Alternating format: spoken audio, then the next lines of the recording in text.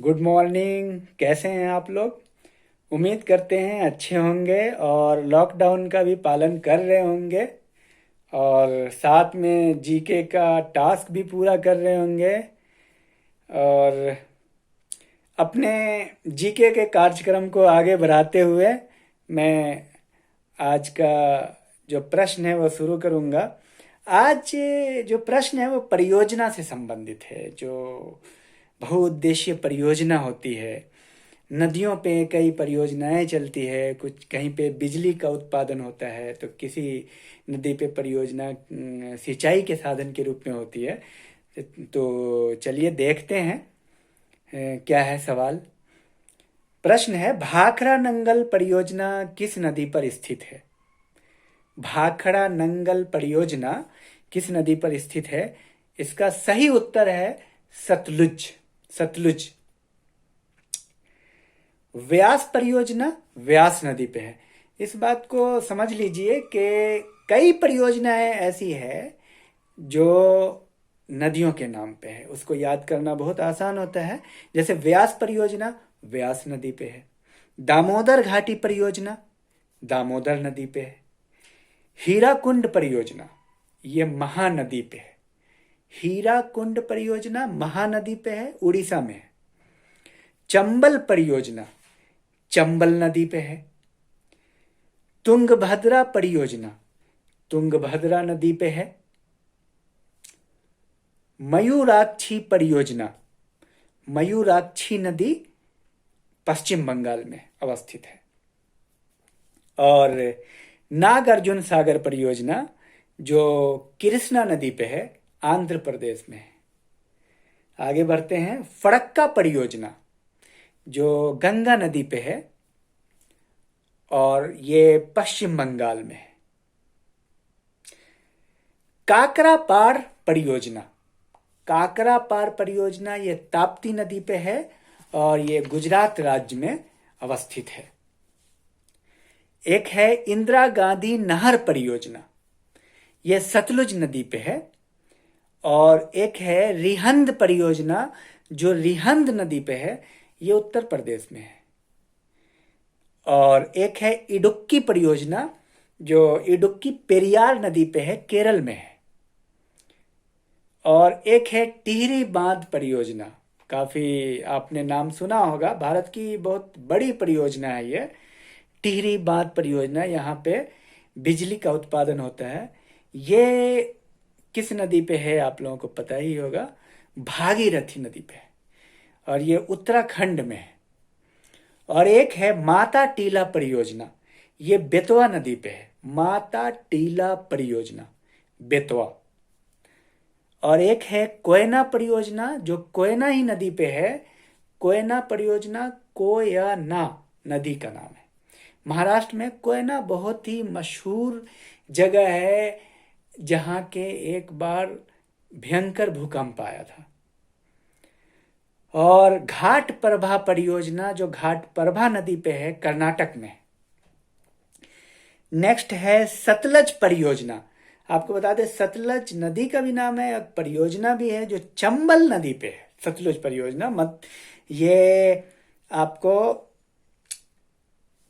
और है सतलुज परियोजना चेनाब नदी पे है, चंबल पे नहीं, चेनाब नदी पे है जो जम्मू एंड कश्मीर में अवस्थित है। कई बार कंफ्यूजन होता है कि सतलुज चंबल पे है, चौ से है, तो सतलुज चंबल पे नहीं बल्कि चेनाब पे है और जम्मू और कश्मीर में है। श्रावती परियोजना श्रावती नदी पे है जो दक्षिण भारत में है, कर्नाटक में है। और एक है पंचेत बांध जो दामोदर नदी पे है। गंगा सागर परियोजना जो चंबल नदी पे है, मध्य प्रदेश में है। गंगा सागर परियोजना चंबल नदी है, मध्य प्रदेश। और एक है नर्मदा सागर परियोजना जो नर्मदा नदी पे है। और एक है राणा प्रताप सागर परियोजना, ये राणा प्रताप सागर परियोजना ये चंबल नदी पे है, ये राजस्थान में है। और नेक्स्ट सरहिंद नहर परियोजना, ये सतलज नदी पे है, ये हरियाणा में है।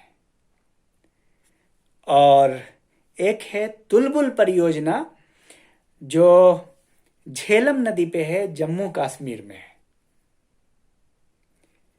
नेक्स्ट दुलहस्ती परियोजना है। दुलहस्ती परियोजना चिनाब नदी पे है, ये जम्मू कश्मीर में है। और आखिरी है सरदार सरोवर परियोजना जो नर्मदा नदी पे है।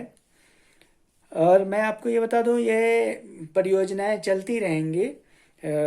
इस आज मैं आपको ये बताना चाह रहा हूं कि तथ्यों को कैसे याद किया जाता है। देखिए, तथ्य को समझने की जरूरत नहीं होती, अवधारणा को समझना पड़ता है। सपोज भारत की राजधानी दिल्ली है, इसको समझेंगे कैसे? इसको याद करना पड़ता है। ये तथ्य है, इसलिए इसमें कोई शॉर्टकट नहीं है, इसको आपको याद करना ही पड़ेगा। सपोज के दुलहस्ती परियोजना है तो किस नदी पे है?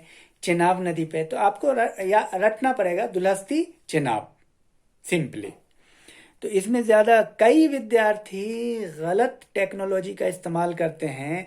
जहाँ समझना चाहिए वहाँ समझते नहीं, जहाँ याद करना चाहिए वहाँ याद नहीं करते। आप इस बात को समझ लीजिए कि हमारी जो तालीम है, शिक्षा व्यवस्था है, इसमें दो तरह की चीज़ें हैं। एक है अवधारणा, कॉन्सेप्ट, और दूसरा है फैक्ट। अवधारणा को, कंसेप्ट को समझना पड़ता है और तथ्य को याद करना पड़ता है।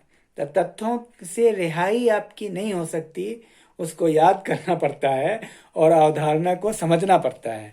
तो इसलिए ज़्यादा से ज़्यादा याद करिएगा। अब जैसे मान लीजिए कि मैथमेटिक्स है, तो मैथमेटिक्स में फार्मूला है, तो उसको तो आपको याद करना ही पड़ेगा। कुछ भी a+b का होल स्क्वायर है, उसका एक फार्मूला है a² + 2ab + b²। तो इसको याद करना ही पड़ता है, इसका कोई शॉर्टकट है नहीं। तो बहरहाल हमारे पढ़ाई का दो हिस्सा है, एक है तथ्य और एक है अवधारणा, यानी कॉन्सेप्ट और फैक्ट। कॉन्सेप्ट को समझना पड़ता है, तथ्यों को याद करना पड़ता है। तो याद करने वाली चीज़ को याद करना ही पड़ता है, उसमें अकल लगाने की ज़रूरत नहीं है, जैसे टेबल याद करते हैं। तो बहरहाल मैं उम्मीद करता हूँ आप टास्क को अच्छे से कर रहे होंगे। और बहुत सारे विद्यार्थी बहुत अच्छा कमेंट बॉक्स में जवाब दे रहे हैं, बहुत अच्छी बात है। आप लोग काफ़ी उत्सुक हैं। और चलिए, 3 सवाल जो कमेंट बॉक्स के लिए, आप लोगों के लिए, आप लोग इन 3 सवालों का जवाब। पहला सवाल है, कथक किस राज्य का नृत्य है? पहला, कथक किस राज्य का नृत्य है? दूसरा सवाल है, गरबा किस राज्य का नृत्य है? और तीसरा सवाल है, झूमर किस राज्य का नृत्य है? धन्यवाद। आप लोग कमेंट बॉक्स में ज़्यादा से ज़्यादा उत्तर दें ताकि लोगों की उत्सुकता और बढ़े कि हम भी जानें कि आखिर किस सवाल का क्या जवाब है। Thank you.